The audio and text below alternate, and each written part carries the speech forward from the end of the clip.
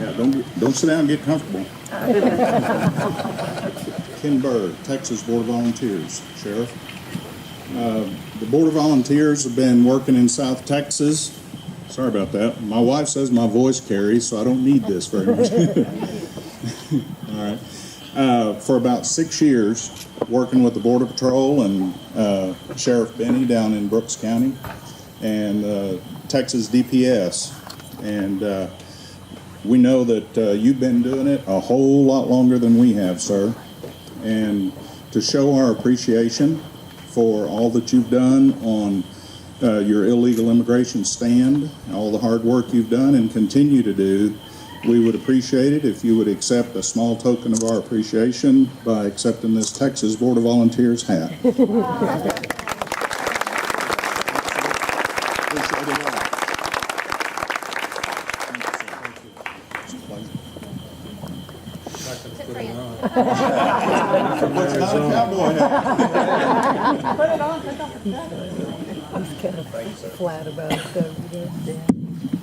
Hi, I'm Fran Rhodes, and it's my pleasure to introduce our guest tonight. You probably know him as America's toughest sheriff, but after tonight, I don't really think so, because he's a sweetheart. But that's the name given to him years ago by the media. It's a name he certainly has earned as head of the nation's third largest sheriff office, which employs over 3,400 people. But even before he became a sheriff, in 1993, Joe Arpaio was one tough lawman. After serving in the U.S. Army from 1950 to 53 and as a Washington, D.C. and Las Vegas, Nevada police officer for almost 5 years, Arpaio went on to build a federal law enforcement career and a reputation for fighting crime and drug trafficking around the world. And he's tonight become Northeast Tarrant Tea Party's new best friend. Please welcome Sheriff Joe. Thank you. Well, I never talked under something like this. What is it? Everything in Texas is big, except me. But first of all, Ted and Kristen, thank you for your, what should I say, your great work. I'm not going to tell you where he works. And for your hospitality and friendship, thank you very much. Actually, my house won't even fit in that patio. But this isn't, I live in Arizona. But anyway, I have a soft spot in my heart for Texas. I was head of the federal drug enforcement in San Antonio, Austin, and the whole border when I was in Turkey fighting the drug traffickers. The commissioner came to Turkey, tried to get me to extend another 2-3 years. I think 4 years was enough, living in the boondocks undercover and all that. So I said, I want a nice place. So he said, well, what about Texas? Oh, yeah, I love Texas. Never been there, but I used to watch the Texas Rangers all the time. So I got San Antonio. My daughter was born in San Antonio, and from there I went to Washington in charge. But then I ended up in Mexico as the director, and so I had a little connection on that side of the border with Texas. Also, I supported your governor 2 years ago. All these candidates came to me for the endorsement. He didn't visit me, some others did, but I talked to him on the phone for about half hour, and I liked what I heard, so I supported him, and we rode in his bus in Iowa when he was campaigning for governor, for president. So when you get in a bus, just he and I, and a couple of DPS guys, you get to know someone a little more. So I got to like him even more being in his bus. And actually, his wife, who's a nurse, was a nurse where my daughter was born at Santa Rosa Hospital. I mean, way after my daughter, I'm not a young guy. So that was my connection. And then I was a campaign manager in 2000 for President Bush. So I seem to still have a little Texas blood in my veins. But I was born and raised in Springfield, Massachusetts. And you guys, the Tea Party, you stole that from Massachusetts. Patriots, you stole that. Me, you stole me. So I don't know what you guys are doing. You must like Massachusetts, which is a nice commonwealth. Too many Democrats there, but other than that, still a nice state or commonwealth. So I was head of the DEA in Arizona. That brought me to Arizona from Washington. And then I retired, and I joined my wife in business. I have 55, now I got 55 years in law enforcement. So I wanted to be in private business, be my own boss after being a bureaucrat, having to always report to somebody in the federal government. So I worked for my wife. She has a travel agency. I never got a free ticket, so got tired of working for my wife, and so I ran for sheriff in 1992. And I've been married 57 years, so my wife, she kind of liked Texas. My daughter was born there until we lived in Arizona. Now she likes Arizona. But I decided after 10 years to run for sheriff. I was 60 years old when I ran, which if I'd been sheriff 22 years, you guys can pull your calculator out and figure I'm a senior citizen like you guys. When I'm campaigning in Arizona, which is every day, when I'm out in those retirement communities, you probably never heard of Sun City Way. I always give my age. When I'm in snooty Scottsdale, Arizona, I always tell everybody I'm 39. So I'm a good politician. But I love being the sheriff for one reason more than all my other law enforcement. The sheriff is elected. So I take that very serious. And it makes me have the freedom sometimes of doing what I feel like doing. I don't report to any governor, any president. I just report to the 4 million people that we know of. There's a few extra floating around in my county, Maricopa County. It's the 5th largest county in the United States. Wow. So it is a big county. In fact, it's larger than all the other 14 counties in the state. So I happen to be in a county that's rather large. When I started out, it was about 1.5 million people. Now it's up to over 4 million.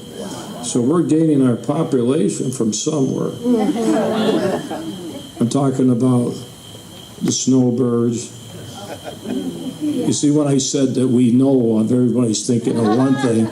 So I know right now the federal judge has gone after me today, so I'm hiding out in Texas.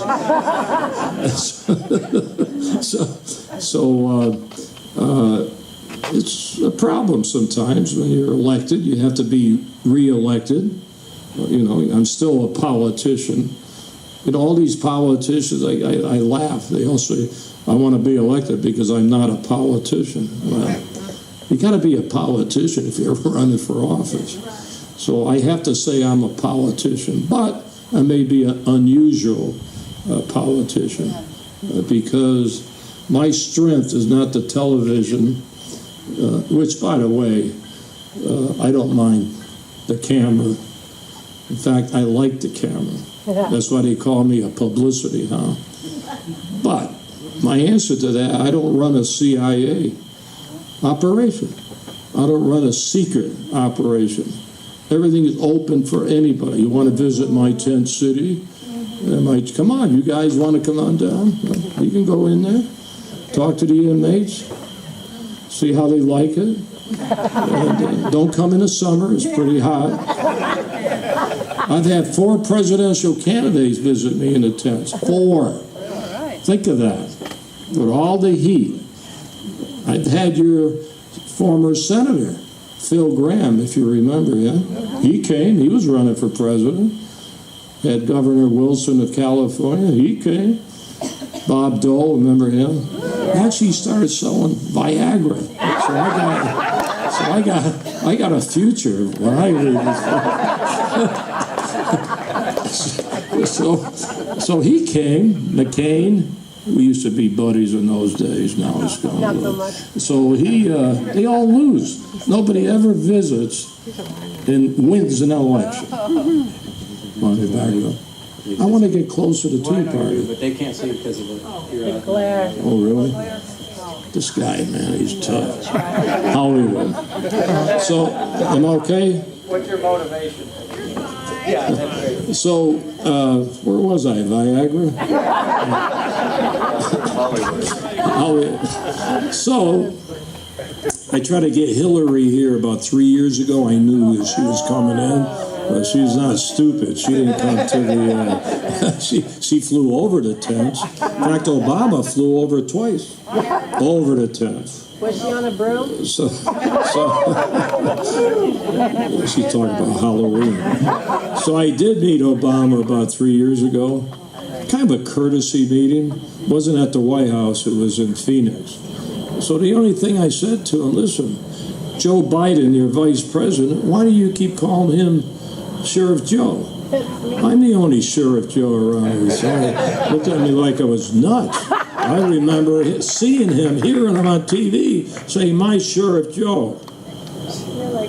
Of course, he forgot the teleprompter or whatever. So we had a little fun on that one. Actually, I wouldn't mind going to the White House. I'd try to get there. And that's before the birth certificate. Now I can't even go in front of the White House. So I like to go there. You know, the guys from he loves basketball in Springfield. That's where they invented basketball. He gets a little beer now and then, plays basketball. I could go there, get a beer, throw a few hoops, and maybe you might get to like me. But that's never going to happen. Believe me, you will have a better chance going a while than me. And I've been there with a couple other presidents, but that's okay. He's still our commander-in-chief, still the president. You don't have to agree with everything he does. And if you don't like his philosophy, go vote for somebody else in 2 years that you may like. You're the guys that put him in office, so don't blame me yourself. Don't blame me. I know who I supported. I told you I supported your governor. I didn't support Obama. Well, that was the primary, and in the general election we had Mitt Romney running. And before that we had McCain. You know, I probably would have a better chance of winning than these guys. But I'm just not young enough to take that on. But I am running for sheriff again in 2 years. That would put me up to 84. And then that's 4 more years I have to do. That puts me up to 88. Now after that, I got to think.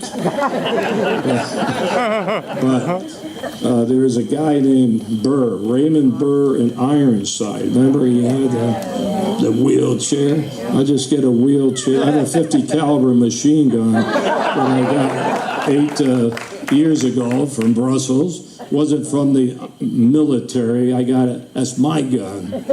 I'll get to the military or the militarizing local police. But it's great being the sheriff. I put tents up in 1993, Korean War tents. Nobody would help me find them. I had to go to Albuquerque, New Mexico, midnight requisition. Picked up 70 tents, shipped them to Phoenix. Why spend money? We had some free land. Put the tents up there. Free land. Next to the dump. and the dog pound and the waste disposal plant, but that's okay. Appropriate. It's there. Been there for 21 years, those tents. Over 500,000 people have come in and spent time in the tents. Now, this is a great forum for me to brag, because of taxes. Look, all the taxes I saved you. Cost $100,000, put a jail up for 2,000 people, and it cost, what, $100 million? Look what I did. I'm your hero. Oh, come on, I'm not going to say that. Because if I had $1 billion, I'd still put the tents. It has nothing to do with money, right? So that's the way it is. And then I kind of made my name in the jail. I love having the jails. Now, being a cop in all these years, who cares about jail? You lock them up, throw them in. I don't know.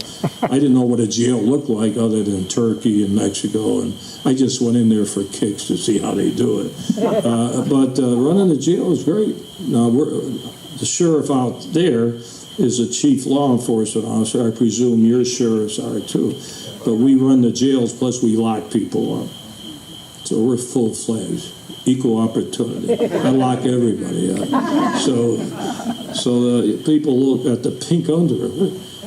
Here I am, the sheriff signing underwear. I must have sold 1 million pairs of pink underwear.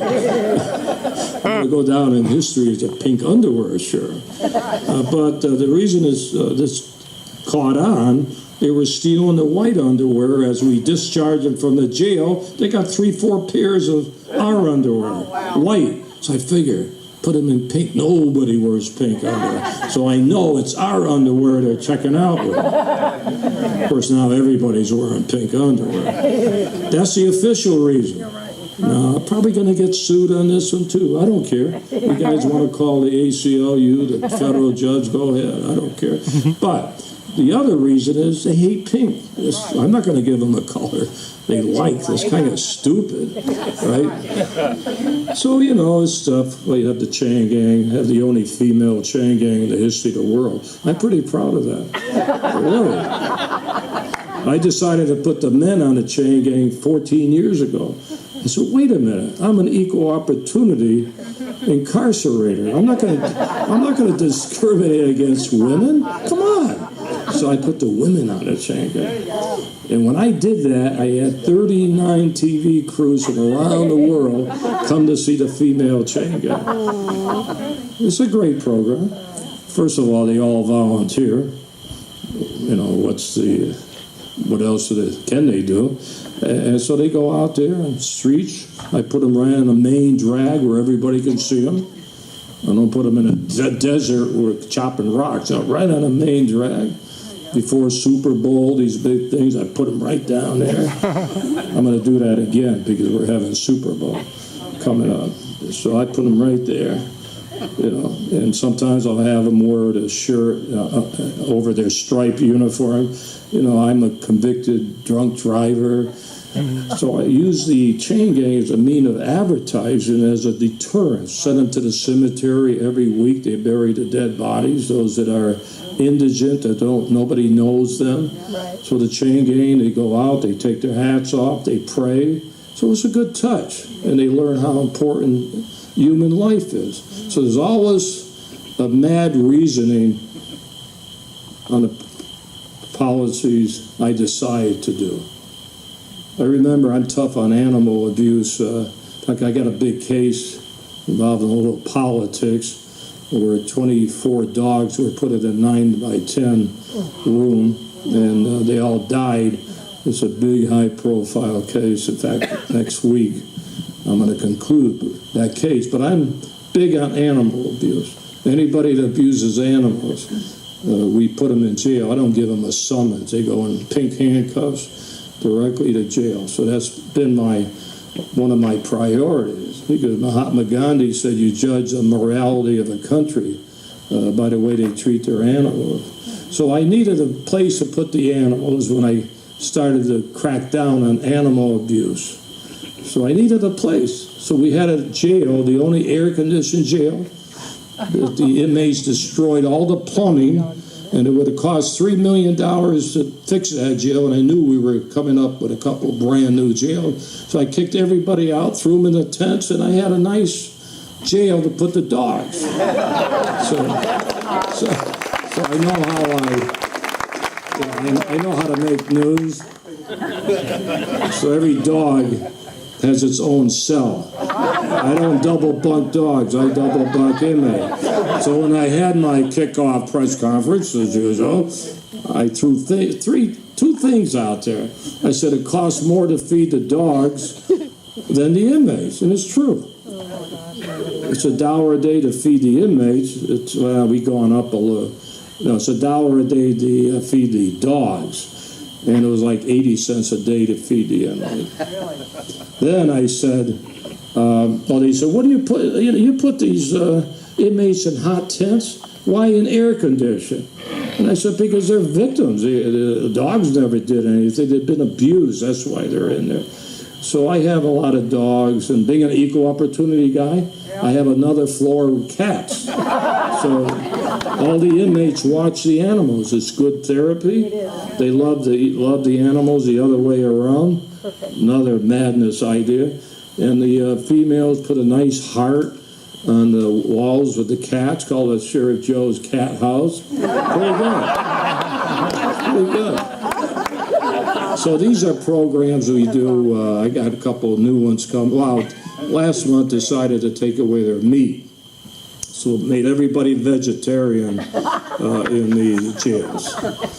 Why are you laughing? Saved a little money on that one, too. No more. So we used to give them a bologna sandwich. They said it was green. It was never green. Yes, it was green. Yeah, I have to admit. When we start feeding them bologna, it was green. Because, I always try to find donations. So they sold tons of bologna. This company was pumping green dye in for St. Patrick's Day, and nobody would take it. I took. So I got tons of green bologna, and to this day they think it's green, or they did. So we try to keep the prices down, and I'm going to start charging them as soon as I can get to it, $1 a day, so they can help pay for their food. So we got some good programs. In fact, I'm going to send the inmates to the desert, 200 inmates, to look for trash. We're close to the border, but that's not the reason. First of all, I don't want trash in the desert. We got to make the desert nice looking. We got 9,000 square miles I'm responsible. But the other thing, I want to look through all the trash. So I might find some good Mexican recipes and picking up this trash. Might find some Middle East recipes. I don't know. So I'm going to launch that attack. I'll get you'll read about that one too. So sometimes you have to do things a little different. Come on. And I've been able to survive. Justice Department opened investigation 100 days after Obama took office on me in my office. They're still doing it. Federal judges have gone after it. ACLU. So now I have monitors. I don't care about monitors. The White House is monitoring. Justice Department monitoring. ACLU monitoring. The media monitoring me. My wife monitoring me. So who cares about monitors? Right, Judge? I don't know if they can hear everything here. I got my, this is called a telephone. It's a flip-flop or something? I don't know. Actually, when it rings, it plays My Way, Frank Sinatra. Keeps me motivated. And I don't have computers. I don't have emails. I have a Smith Corona typewriter. And I have this. I don't have all this other garbage. You can't talk to anybody anymore. You call, you got 15 languages. I'm tired of that. so I'm an old-fashioned guy.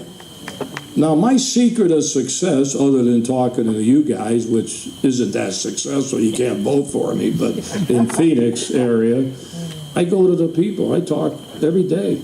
I do it the day after I'm elected. I've been doing it for 22 years. So they can forget everything they see on TV and all the blasts on me. They get to see me personally, and that's how you got to do it. You got to get to the people like you, the real people that is very powerful if you can all get together and you can move mountains.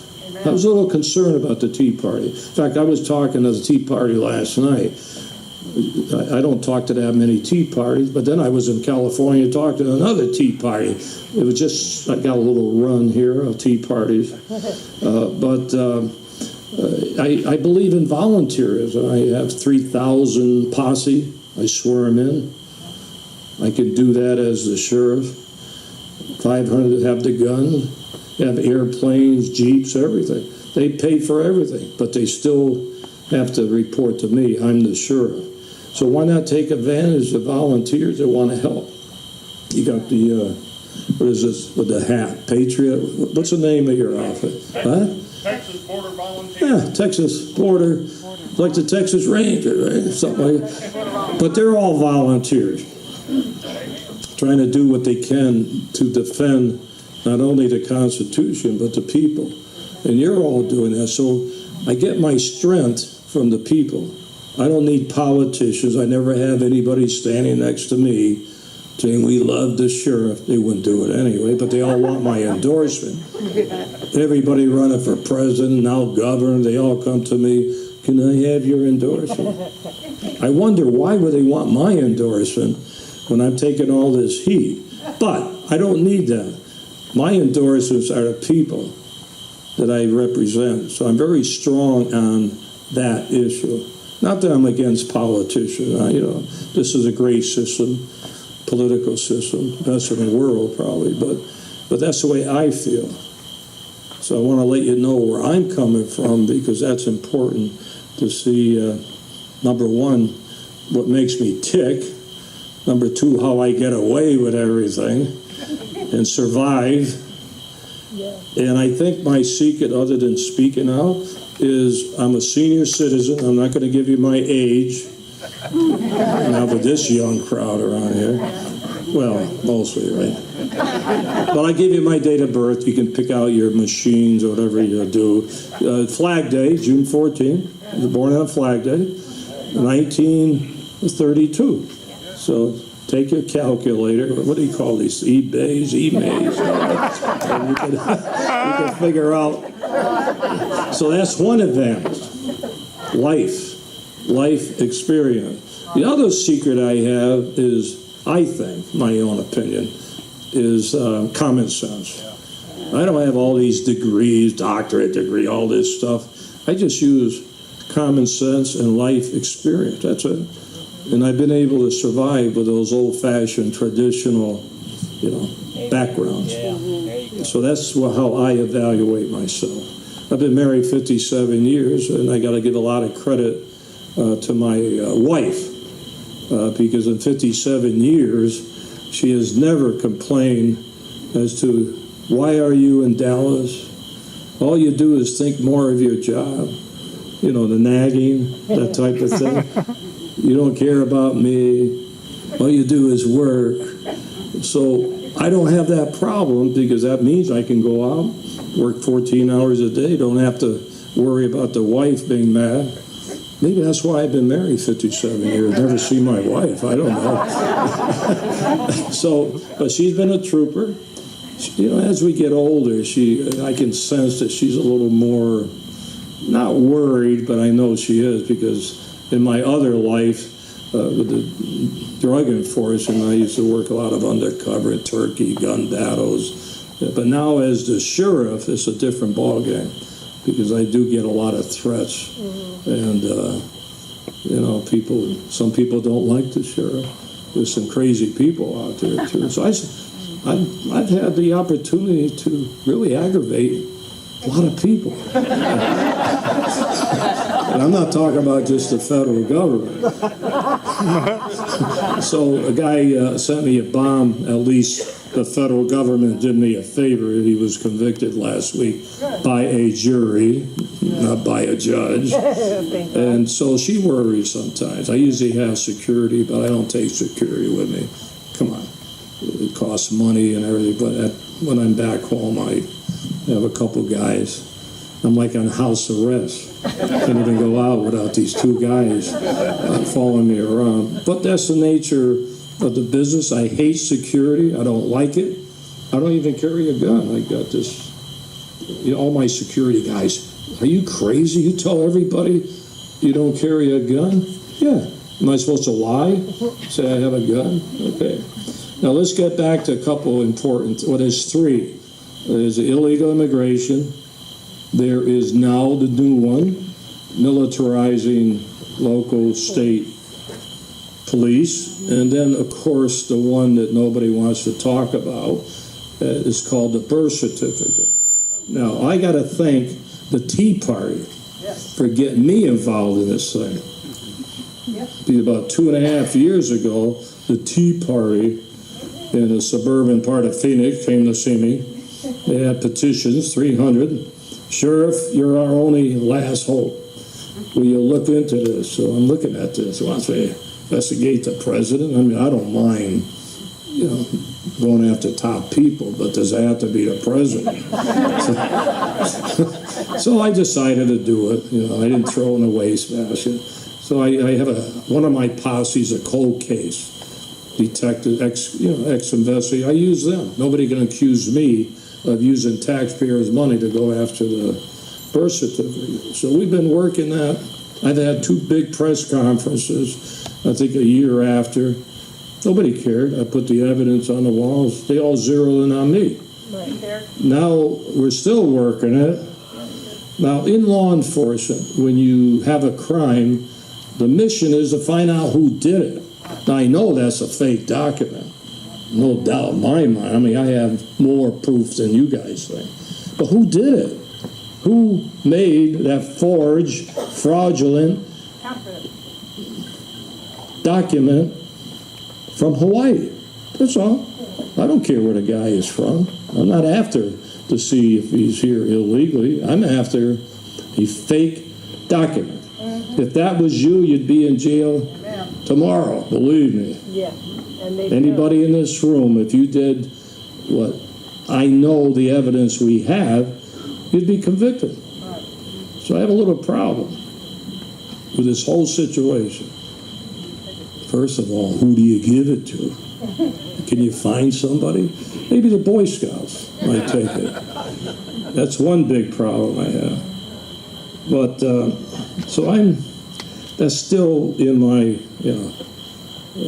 program. I took that on. There's a few other more sensitive things I can't talk about. So I don't know. I can't find any politician, any elected official, anybody to even look at it. Oh, can't touch that. We'll be a birther. Okay. Then I don't think we ought to prosecute anybody on those on fake government documents. But anyway, that's another issue that I haven't forgotten about it since you guys got me hooked into this. Not you guys, but your Tea Party umbrella got me hooked into this. So I'm the type of guy that won't surrender and give it up. I got to do something before I die or leave office. I got to do something. The reason I didn't run for governor again this time, which I could have been elected, because I would have had to resign the next day. I said, I'm running for governor, and leave that office to somebody that they'll appoint. Right. And I didn't want to leave the sheriff's office. So I'm happy enough to go out with my boots on as the sheriff. I'm not impressed with being a governor. So that's the issue of the birth certificate. Illegal immigration, another big problem. And I want to thank you guys. No, I don't want to thank you. I want to thank those illegals that came into our country, all those kids. Because you know what that did? That stimulated you.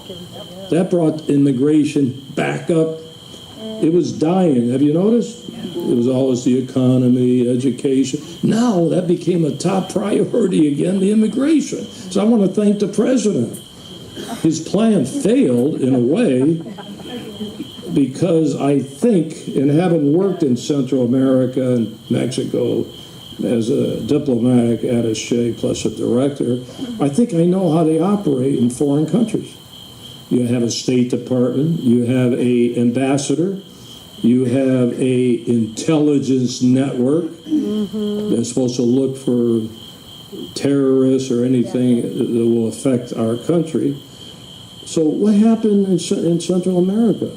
Are you telling me that nobody knew 40,000 people were going to flood our country, cross that border, that could have had terrorists involved too? Nobody knew that? No. Where was the CIA? Where was everybody? Handing out So I think they didn't want that. I think the president knew it, but he never thought it would backfire, because I believe, why not do this and stimulate the Congress to do something, or he can do his executive orders. But I don't think he ever thought that the American people will elevate this problem and get very angry because of the number coming into our country. The number. You guys down in Texas were one of the focal points of this situation. Now I have to kind of thank the governor again, and some may not like him, but at least he sent some troops down there, or National Guard and the DPS, try to do something about it. So I got to give him credit for that. And he got a little publicity on that, which is important to stimulate the public and the media as to our problem. So I got to thank the president for bringing this back up again. Thank you, Mr. President. It's going to backfire on you, but thank you. Now, another thing, since I lost some of my jurisdiction because of federal court rulings and the Homeland Security taking away my authority, I had 158 deputies trained to lock up illegals until they took that away from me after Obama took office. But I have some things left. I still go into private businesses and arrest people for fake identification, Social Security. That's a state law. Nobody can tell me I can't enforce the state laws. Now, just by coincidence, 99.9% of those people happen to be here illegally, but that's just an extra thing. I don't care about that. So I'm still enforcing that, going, and they're trying to take that away from me. Take that away. And in the jails, I love the jails. I decided in the last 8 months to check how many illegal aliens in the jail for other crimes have come back to jail. I want to know what happens to them once you turn them over to the government. Yeah. So we have 4,000 in the last 8 months. 36% have come back to jail. Last month, one guy came back 25 times. Frequent visitor. How can he keep coming back if he's illegal? He should have been deported. All these guys keep coming back for serious crimes, and they're on the streets roaming around committing more crimes. You figure that one out. Either they are being deported and they keep coming back, or they are let out the back door back on the streets. Right. So I have sent press releases every month. I wrote letters to the Homeland Security, the new director. Actually, I got a letter from him last week because I started sending the letters to the Inspector General.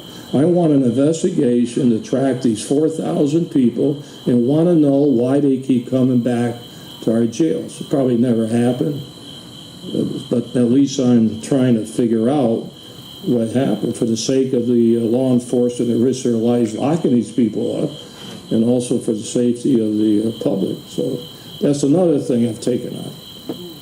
The last thing, well, I don't know what's going to happen tomorrow, but the last thing, I'm taking a lot of heat from the government pulling my little tank and asking for the military equipment they gave me 20 years ago. They want it back, and they threw me out of the program. Why me? I'm the only guy they threw out in the country. So why? Because in 20 years, we lost 8 handguns.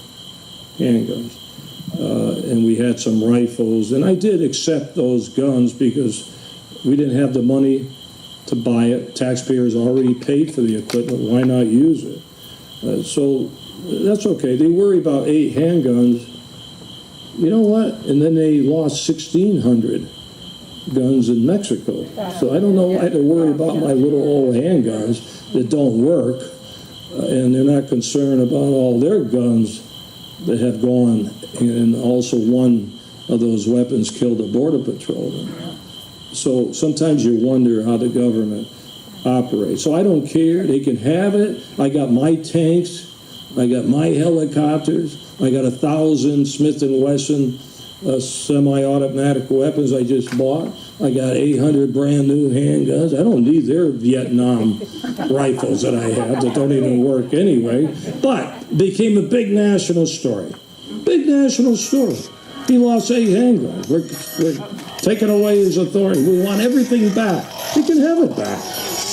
I even had, they're trying to say I got a 50 caliber machine gun. I never got that from the military. I bought that in Brussels. I had that shipped to me in Brussels. It had nothing to do with the military. Why do you have a 50 caliber machine gun, Sheriff? If I have to use it, I'll use it. What do you mean why I have it? What are you going to do with a 50 caliber machine gun? Well, I'm not going to shoot American Airlines down. That's not what I bought it for. So, you know, we're at war out there.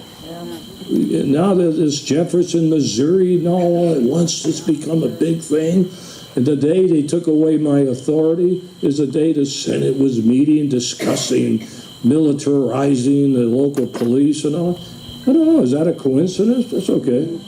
So once again, I got some good publicity out of it. Not good, but to me it's good. So that's another issue. So I expect more to come as long as I'm the sheriff. Exciting. Love the controversy. What? Well, I love it. I'm human like everybody. She says, you know, I'm human. When I read the papers, I know half of it is garbage. So I'm human. I kind of, you know, you guys are so stupid. You can't get a story straight. I look at all this stuff that comes across my, especially on the guns. They twisted that whole story around. I had a big press conference. I had all my tanks and my guns, all mine, belong to us. And I put that next to the table what they gave us stuff. I said the guns they gave us were antique. But they didn't say that. The whole story was he lost 8 guns. They terminated the sheriff's program. They didn't show all my equipment that I wanted to show the people. Don't worry, I still have tanks and machine guns. They didn't care about that. That's why I did it. So you can't even get that story right. Think of that. So you know what? I can get it right by talking to you. If I didn't get out talking, everybody would believe what I'm saying. So it is hard sometimes to work 14 hours a day. You know, I just turned 82 on Flag Day. Flag Day, I'm running out of little gas. I can't go 100 miles an hour. I can still go about 70. But as you get older, you get a little cranky, right? Or not. Start aching a little. Gee, I broke my arm last year. And boy, you know what? I turned that into a great story. Of course, I'm in a hospital. I've never been in a hospital in my life. Think of that. I was in a hospital when I got knocked out when I was a cop, but that was just going through to see I still had my brain. But I never spent a night in the hospital. It's the first time that I spent 2.5 days in a hospital over a stupid broken arm. They put stuff in your nose. I found out that's to breathe or whatever it is. I had my wife come to the hospital, kissing me, took a picture. Now I have a, what do you call it? Selfie? No, Twitter and a Facebook. I don't know how to do it. I tell my people, you know, they do it. So I put this on the Facebook. I got 500,000 followers. Some people say, "Ooh, that's a lot." I don't know. Plus, I think 60,000 Twitters, and I'm not even trying to do it. But half of the people that watch the Twitters are the news media, of course. Right. So I had this. I was in a sling for 3 months in this stupid sling. So I said, you know what? I'm going to auction off my sling. So I had a guy put it on eBay. I got $3,000 for my sling. So I gave it to the dogs. We bought two. What do you call it? Exercise. What do you call it? Yeah, I got two dog treadmills out of the money. That was great. I had to break this arm and get them 4 more treadmills. So anyway, that's my dog issue, and I never knew about hospitals. Geez, that was all over. It's like I got shot 5 times when I just had a broken arm. But I've been lucky. I've been able to avoid the hospital. One secret is don't go see a doctor. That's how you survive. Especially a surgeon, right? So anybody have any questions way back there at the pool? Yes. How do you get along with your governor out there? Governor's all right, but still I'm the sheriff. What do I have to do with governors? I don't report to governors. They're there, but I do what I want. They do what they want. She sounds like she's on your side, though, every time we see her on TV. Well, my polls are high, that's why. What? Did I say something wrong? Yeah, she's leaving. She's turned down. So the guy running, I endorsed Ducey, the ice cream guy. So he's in a tough battle with a Democrat, Clinton's guy. He'll win, though.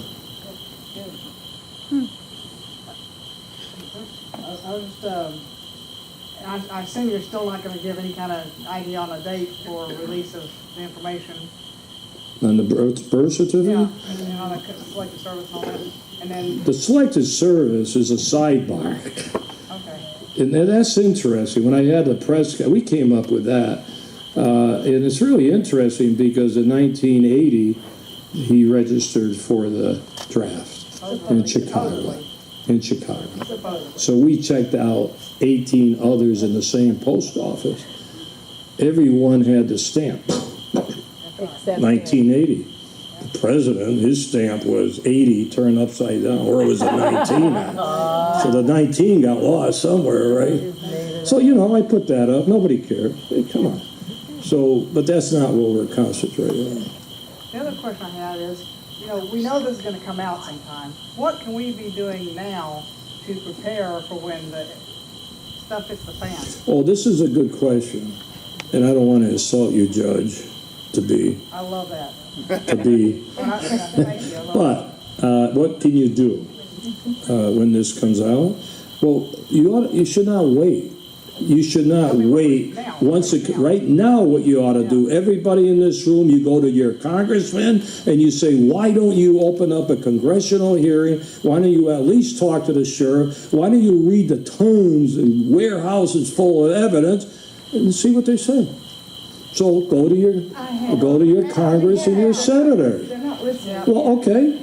You just made my point. Run for Congress and present it. I talked to Congress and they don't even want to hear about it. I mean, when it does finally come out, and we believe that it will come out. What do you do with it? No, I'm talking about buy food, buy water, what kinds of things can we do when the shelves are empty and we need to be prepared now? Oh, that's not gonna. You got to say what are you going to do to have somebody, investigator or prosecutor, or have hearings. What you got to do is have congressional hearings. They have hearings on hookers in Colombia, messing around with the Secret Service. Big hearing. They have hearings on the GSA, the Government Accounting Office, because they served steak in one of their conventions instead of chicken. That became another. Now you got Benghazi. And where's my hearing? Yeah. It's because they all knew about it. You got to get the congressman to. You got to get your Congress. Someone ought to say, "I want hearings."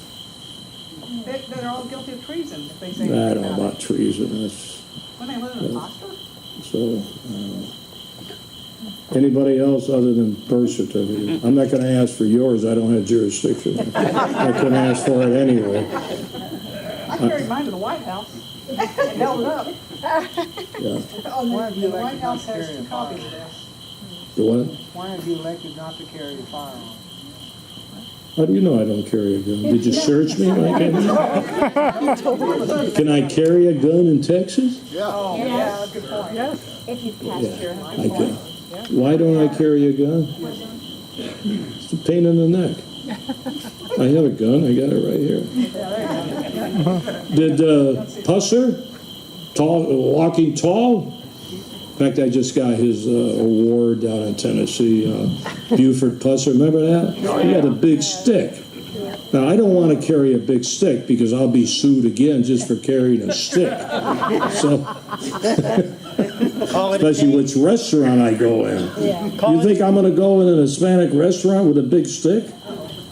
Call it a cane. And then let me say about Mexico, they're good people. I live there. I'm not going to get into my family ethnic makeup of my family. I keep that quiet for security reasons. I'm the lead. I'm not they accuse me of being a racist. Let them do it. You know what I say? Okay, that's your opinion, but I know I'm not. Right. I know it, and most people do know it, but they always throw the race card where they can't get you on anything else. Yeah. You are a racist. You are a racist. And so I only enforce the laws. Change the laws, I don't have to enforce them. So I'm pretty tenacious on anything I take on. That's been my problem. When I played basketball in school and all those sports, I worked for my father, delivering olive oil, which I used to drink. That's what makes me look nice. Then in the Army, became a staff sergeant in 2 years on the police department, the DEA, the youngest regional director in history, and I could go on and on, because I work for it. I don't drink with the boss. You know, you go in a bar room, have drinks so you can get promoted. I do it the hard way. I go and do my thing. Now, as sheriff, okay, I follow my philosophy, so I'm very aggressive as sheriff, but that's not different from what I did in my whole life. But I think as sheriff, I know how far I can go. They've had criminal investigations on me because of abuse of power. We went after crooked politicians. They should be going after them, not me. Right. So I'm taking all these hits, hassles for years. And yet, the reason it keeps me going, I know I did nothing wrong.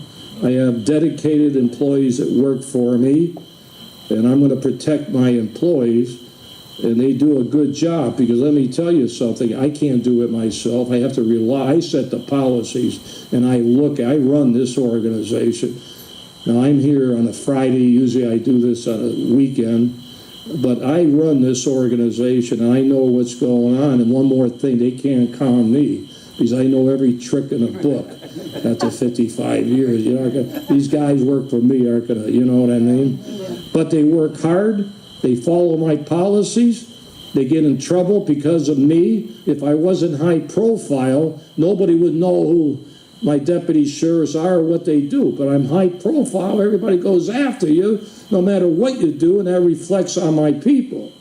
So at least I can do is back up my people, because I'm kind of indirectly the cause of a lot of this stuff. They chose to work there. What? They chose to work for you. Yeah, another thing on veterans, you just brought, on veterans. I'm very, very supportive of veterans. Yeah. Everybody talks about we're going to hire veterans, take care of our veterans. All they do is talk. We have hired 105 veterans in the past 8 months, because as officers, my top priority, take the veterans first. The least we can do is give our veterans a job. Another thing is, I have veterans in jail that have committed crimes. I have 200 veterans in jail. So you know what? I put them all in one nice cell, painted the walls with all the military, Marines, everything on it, red and white, and that's a good management tool, because I do have a couple of sergeants, so sergeants know how to supervise some of my privates I have in the jail. But they deserve special treatment. I got heat on that. You know what I told everybody? I run the hotel. Okay, you don't like it? That's tough. So I'm taking care of the veteran. Another thing, we decided to do is put flags in every cell. We got 8,000. So we got an American flag in every cell. Anybody that touches that American flag, I make it low enough so they can touch it. Anybody that touches that American flag, bread and water. So I had 39 on bread and water last month. So you don't mess. And then we played the national anthem. Your daughter did a great job in the singing. She did. Yeah, maybe we got to hire her for the jail. The national anthem and God Bless America. Been doing it for 8 years. In the morning, at night. So we, it's fun running a jail. You can do so many things, nice things. So what do you? I just want to say real quick that we're going to start passing the hat because this is a fundraiser, right? So if you could, as he's doing your Q&A, if you could just get out your wallets, and you're not obligated to give, but it's a fundraiser, so go ahead. Another question. I want to know what your thoughts were. Do you think that crime would be lower if we reinstated the draft? Well, reinstated the draft? The lower crime. Actually, I'm for that because I joined the Army the day the Korean War broke out, and I think it helped me in my life, serving 3 years in the Army. I think every young kid ought to do a little time in the military. You may not agree. I'm not talking about because of going to war. I'm talking about it's great. Now we have guys going back and forth with these airplanes. They're home for 6 months. They got to go back to Afghanistan, home again. In the past, you go overseas, you stay for a couple of years here and back and forth, back and forth, back and forth. It's tough on the family, too. So, yes. Question, when you decide to retire, what do you think is going to happen to your county? Will there be someone to follow your lead? Nobody's indispensable. Will they follow your lead, though? Will there be someone to take your place? I do my thing. When I leave an office, let somebody else do it. If the president leaves, it's not going to make any difference. They leave, they come. I'm not indispensable. I did my thing. I go. And when I retire, I don't know what I'm going to do. I don't play golf, tennis. I do nothing. So I'll probably go out with my boots on. And I'll last as long as I can that I can physically do the job, yeah. What are your thoughts on the Sergeant Tamarisi situation? Good question. The sergeant that's in the Mexican jail you're talking about? Yeah. There's something funny about that. Yeah. And I talked to the mother, offered my services, and I would even go to Mexico, although I got all these hit pieces out on me.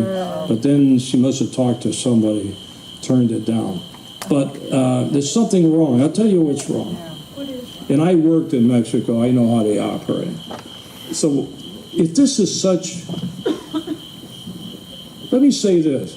Why isn't everybody, all the senators, everybody making a big issue of this? Where is all the support? Where is the State Department? Where is the president? He sticks his nose into all this other stuff. This would be right up his alley on this one, right? Where is everybody? Where are the Republicans? Where are the Democrats? Where is? So something wrong. Because I don't know, I got my own ideas, I don't accuse anybody, but there's something suspicious about this situation with that guy in a jail. And I don't know what it is, but nobody's talking about it except you and your people are talking. Well, Greta's she doesn't like me. So you know what? On the birth certificate, they're all going to be knocking on my door. The door's going to close on. She likes the governor and another sheriff in Arizona. She doesn't like this sheriff. So that's her problem. I don't need her.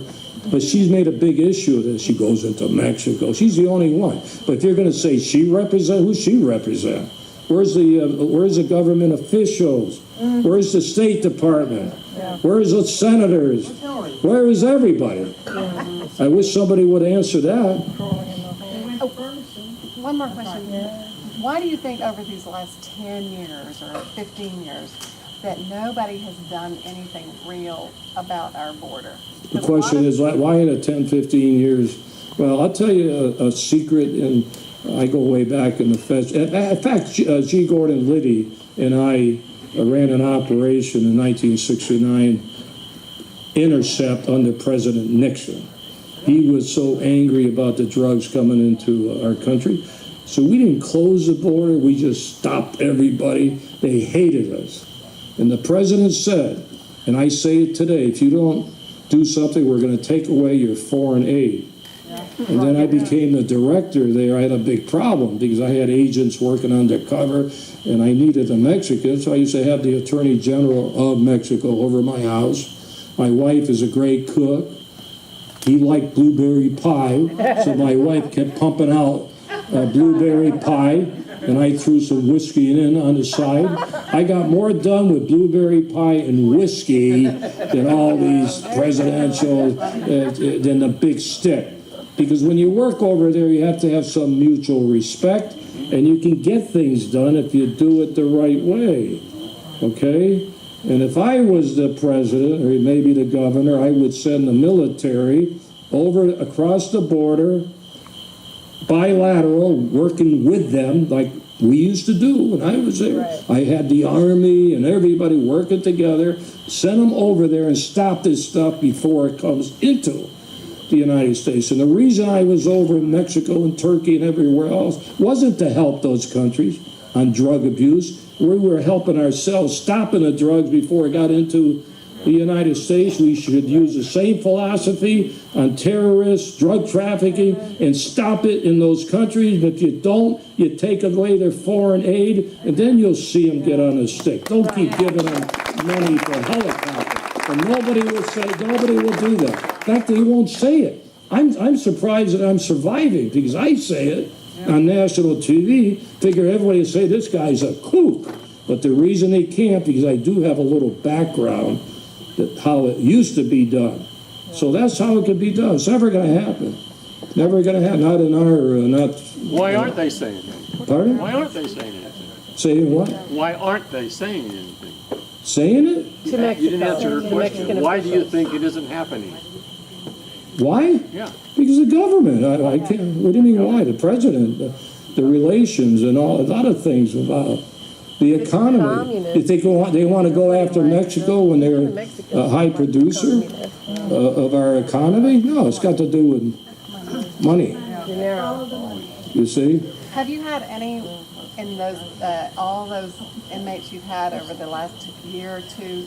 Have you had any Muslims or from the Middle East? Do we have any Middle East in jail? Yeah, a few. I have some Middle East officers. Now, I'm going to let you in on a secret. You may not like this, but, you know, I'm the big racist and prejudice. How come I hired from 25 different countries? I have hired officers on the green card. You know what a green card is? It's legal. It's legal. So who else has hired green card to be officers? But you know what? I got them from everywhere. I don't need a translator. I already got my interpreters working in the jail. So I do some things sometimes a little unorthodox, but it makes common sense. Why not? Anybody? Yes. I want to know the truth about this. Okay. Those tents have heaters and air conditioners, right?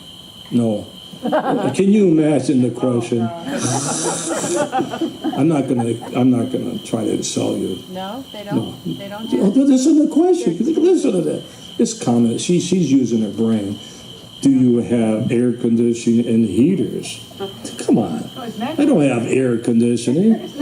No way. It gets 138 degrees in the summer. You know. I know. You know, and I when all the TV come in, I bought a thermometer to make them sure they don't think I'm lying. But I do a little trick, because the higher you go, the closer you get to the canvas, I pick up 15 degrees. You see, so now I will admit, in the winter we have a little heater, like this, but no air conditioning. Why air conditioning? Are our men and women? Aren't they living in the tents overseas? You know, that's what I say. Everybody blasted me. Then I say, what about our men and women? Don't they live in tents? Well, these inmates are convicted. I only put convicted people in there. All the innocent people I put in the other jail. So they are all convicted, doing their time, and I don't want anybody criticizing how I run those tents. Until no veteran or no military from now on doesn't have to live in tents in foreign countries. Well, don't get me wrong, I don't feel sorry for them. No, I love that question. I just needed- You're smart to ask me that question. You know, that's a good question, especially since I had a chance to answer it. Yeah. Can you and/or do you have the ability to deputize people outside of your county? Well, she wants to be a deputized as a deputy sheriff. Huh? Well, I do have another program called Special Deputy. So, you know, Ted Nugent's a buddy of mine. I just talked to him. I talked to him yesterday, and I eat every time we go to a Mexican restaurant. I eat when he comes in. So he is a special deputy, but he doesn't have any authority to shoot animals in Alaska or any of that stuff. So Steven Seagal, another buddy of mine, he's a movie guy. He is a real member of my posse. I worry he's got the machine guns. Oh my God. So he did a TV series. Now they're blasting me on him because I used my tank to knock a house with chickens in it. So they accuse him and me using the tank. It was for his TV show. Using the tank, and we killed a puppy. We didn't kill any puppy. That was done when the police raided that place a week before we did. And I went in there because the guy was a convicted felon and supposed to a gangbanger, and he had cockfighting. So we took proper action. So I get all the he and I. We killed chickens, killed puppies. See, that's again that tells you how the media twists everything around. Yeah. Anybody got a tough one for me? Give me. I'm tired of these these tough, easy, nice guys. You got one? This will be the last question, so make it a good one. I got a good one. Okay, I'm the sergeant in the jail there. In Mexico, they don't arrest you for crime. They arrest you so they can get money for your release. Why not send the governor down there a $50,000 check and get the guy over here? You mean the guy in Mexico? The sergeant that's locked up down there for nothing. Send who over there? Send some money. What governor? Well, whatever You can't send a governor to a foreign country. That's I didn't say that. Send some money. Somebody send Oh, the money? that guy They out. want money. They don't want justice. Okay. Now you hit on something. Yeah. Okay? It's President, Wait a minute. Our president. Wait a minute. making If it was $5 just billion guns or something, I don't think the money would be that much you'd have to pay, right? Right. To pay off? So if they wanted to do that, why are they not doing? Is it bigger fish, something else going on? I don't know. Yeah, maybe he was sent in by somebody. Even all the motorcycle people that my buddies went down there in front, and they went back home. Nobody would talk to them, or, you know. So I don't know. I don't know what's going He's got on. information that something else. We'll find out one day. I hope he gets kicked loose. No, but I'm just You know, saying. but he's been there quite a while. If they just want money, they don't care about justice. But there must be a deal being done behind the scenes. There's a deal. Yeah, if there's a deal, it's not just that country, it's the U.S. too. Right. But anyway, anybody else? That was where's the chief at? Boy, my legs are killing me. Ask one more question. Candy, did you say you had a question? You promised it was a good one, and she volunteered to put this on, so I'm going to let her ask it. I think it's a good question. How would you have handled, or can you comment on the Ferguson, Missouri ordeal? Oh, the deal in Ferguson? Yeah. Where they were complaining about the tanks and all that? So handle what? The officer? Well, I'll tell you. I mean, do you have any comment on that? You're among friends. Well, I'm not the chief of police there. But one thing I am going to do, and I was against it, but I think I'm going to do it, is put cameras on my guys. Only because they want it. Oh, my God. Right. So I don't like it. I go back to, why don't we trust cops to testify anymore? When I was a cop, you didn't have all this. You go, you testify, take the oath of office, people believe it. Why do you need videos and everything to prove what you said? So there's a lack of trust, it looks like, for law enforcement. That's my thing. So I'm going to do it, but I got to figure out how to, because I'll get a lot of press again on this, so I got to figure out how to word it to say, don't jump to conclusion, the media or the public, when you see a video and hang somebody before you really know all the facts. You know this football guy, they got him in the elevator? And that blew up. Well, I don't know. How do we really know the full story yet? But they hung him already, and they hang cops because they see him beating someone. But maybe there's a reason to do that. Right. So I don't like the cameras, but I'm going to do it. Make the judge happy. Right. That's monitoring me. But I'm not going to jump to conclusion and hang a cop before you know the whole story. Right. You notice chiefs of police, we're going to put them on suspension, we're going to fire them, and because the media made a big deal over it. And when the media makes a big deal, some people seem to worry a little on perception, you know how that works. So that's a tough one. I can't, if that was my deputy, I sure wouldn't hang him till I knew all the facts. If they want more riots, be my guest. I had 10,000 people march against me with Sharpton, 10,000 after me. Then I had another 10,000 with a singer from Tucson. She just retired. What's its famous singer there? Hispanic, I forgot. She led a 10,000 against me. But you know what I said? This is great. Builds up my polls. I raise more money. So, hey, come on. I wish I had some here to raise money for you guys.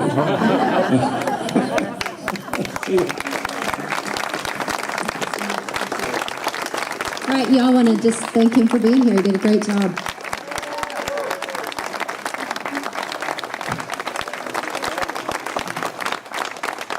All right, as you guys leave tonight, it is dark, and you, of course, have to cross that busy street. So, Randy, are you here?